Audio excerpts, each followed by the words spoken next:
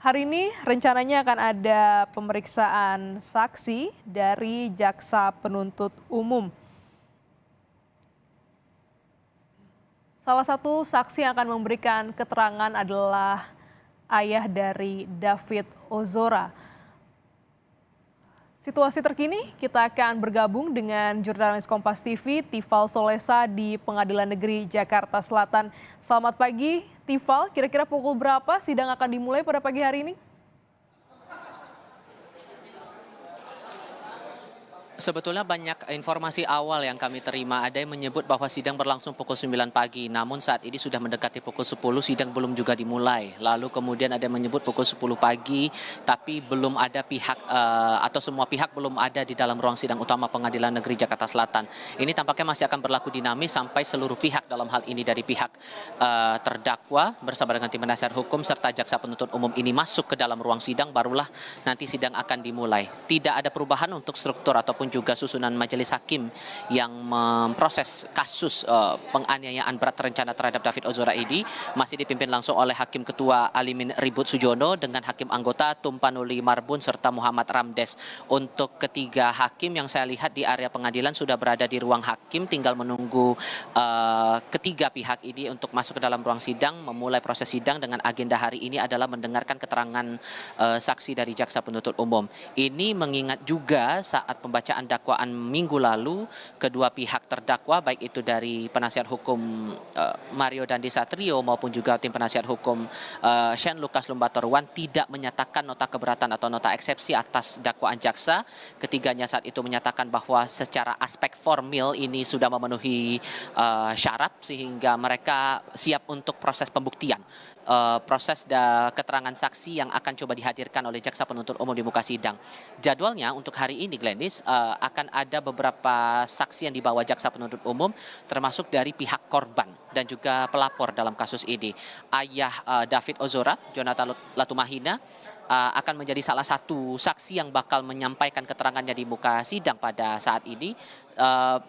Ya, kalau saya mengutip pernyataan dari Jonathan pekan lalu setelah pas mengikuti proses sidang pembacaan dakwaan, Jonathan menyampaikan rencana keterangan yang akan dia sampaikan dalam kesaksian hari ini sehubungan dengan kondisi anaknya David Ozora secara aspek kesehatannya saat ini. Penekanannya itu karena sampai dengan detik ini kalau dari penjelasan terakhir yang kami dapat dari Jonathan, baik di minggu lalu maupun juga di saat ini masih berhubungan langsung dengan keadaan ataupun juga kondisi kesehatan David yang belum sepenuhnya pulih.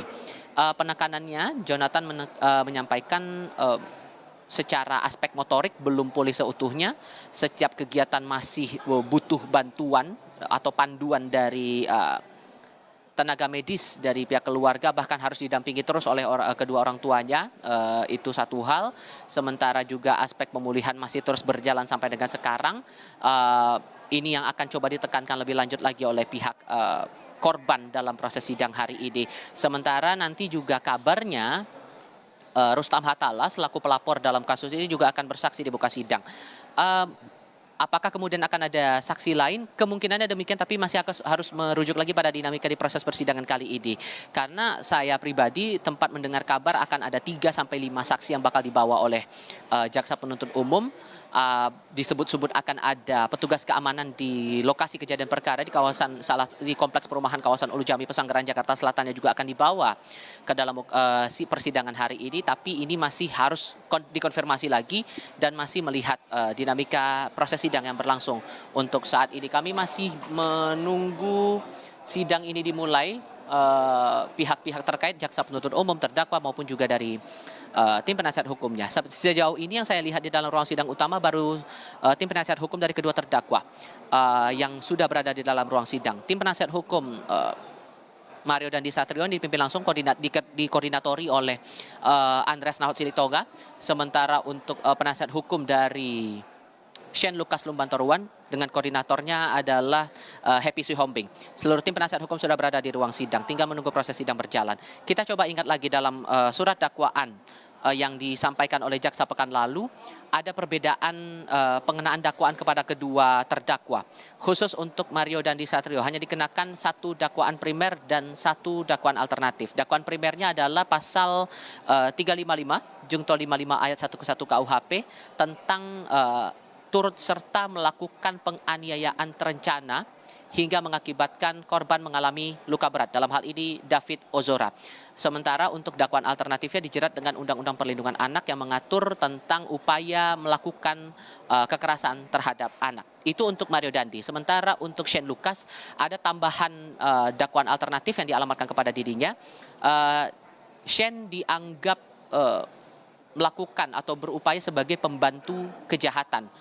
Pembantu kejahatan yang dimaksud ini disesuaikan lagi dengan pasal 56 ayat 2 Kitab Undang-Undang Hukum Pidana yang menyatakan bahwa ada pidana bagi Shane karena dianggap memberi kesempatan, sarana atau keterangan untuk melakukan kejahatan. Kita coba rujuk lagi dari dakwaan.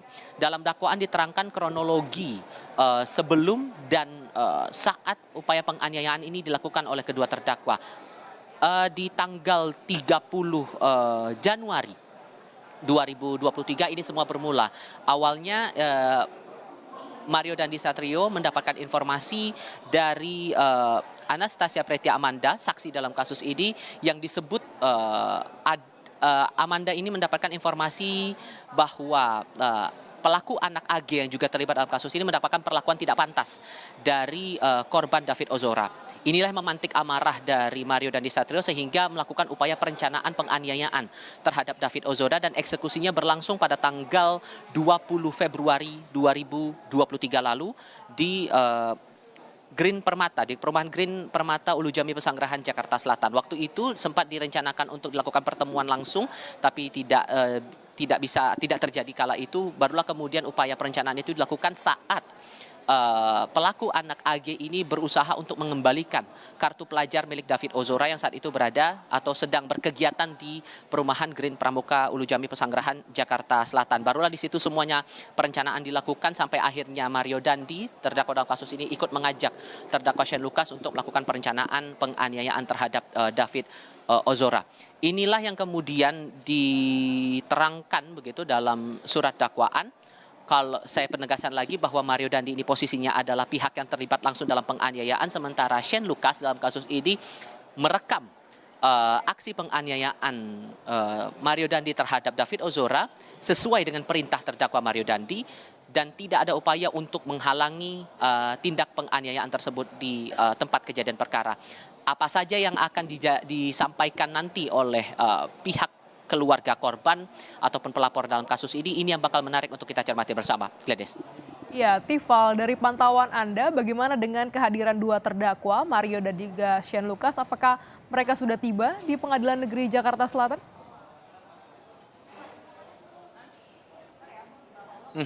Hampir 1 jam yang lalu kedua terdakwa ini sudah tiba di Pengadilan Negeri Jakarta Selatan tanpa memberikan keterangan apapun.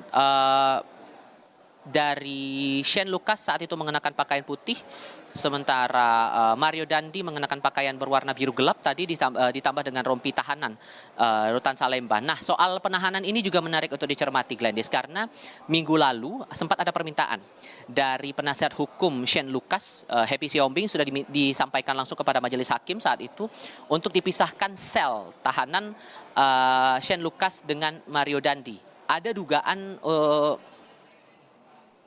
Ada dugaan pemaksaan di situ yang dikhawatirkan terjadi antara kedua terdakwa ini sehingga bisa mengganggu psikologis dari Shane Lucas.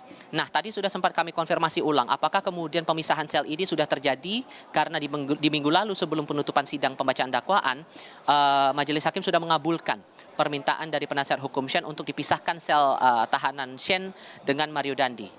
Happy Siombing tadi setelah kami konfirmasi sudah memastikan bahwa Shane sudah dipisahkan sel penahanannya dengan Mario Dandi, tidak rutannya. Jadi hanya pemisahan sel tapi mereka tetap ditahan di rutan Salemba. Jadi ini yang terbaru, terakhir kali kami dapatkan informasinya dari penasihat hukum terdakwa Shane Lucas Lumba Toruan. Sementara kami juga masih menunggu konfirmasi lain yang mungkin juga akan disampaikan nanti oleh tim penasihat hukum dari Mario Dandisatrio yang dipimpin langsung atau dikoordinatori oleh Andreas Nahot Silitonga. Glenis. Ya, Tifal, hingga saat ini memang sidang belum dimulai begitu, namun kasus ini menarik perhatian masyarakat.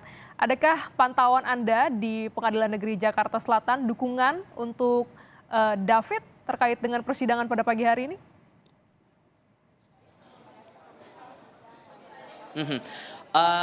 Dukungan itu ada salah satunya lewat karangan bunga. Tadi hampir atau jelang pukul 7 pagi waktu Indonesia bagian Barat saya tiba di Pengadilan Negeri Jakarta Selatan dan di depan area pengadilan ini sudah berjajar sejumlah papan karangan bunga dengan tema besarnya Tagar Kawal David. Ini upaya dari sejumlah pihak. Ini masih butuh konfirmasi juga karangan bunga ini datang dari pihak mana.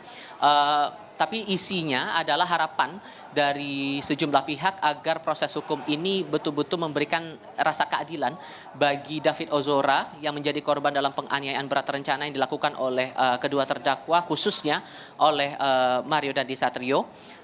Isinya juga meminta kepada majelis hakim untuk pidana maksimal yang dialamatkan kepada para terdakwa. Kita paham dalam dakwaan primer yang dialamatkan kepada kedua terdakwa, baik itu Shane maupun juga Mario Dandisatrio, ada jerat pidana maksimal 12 tahun penjara. Itu di dakwaan primernya pasal 355, Junto 55 ayat 1 ke 1 KUHP yang isinya menerangkan bahwa bila terbukti melakukan penganiayaan berat yang dilakukan dengan rencana terlebih dahulu akan ada pidana maksimal 12 tahun penjara. Itu harapan ataupun juga semacam dukungan lah saya katakan begitu untuk Mario Dandi dan juga semangat ataupun juga harapan kepada majelis hakim yang memproses kasus ini di Pengadilan Negeri Jakarta Selatan. Glenis.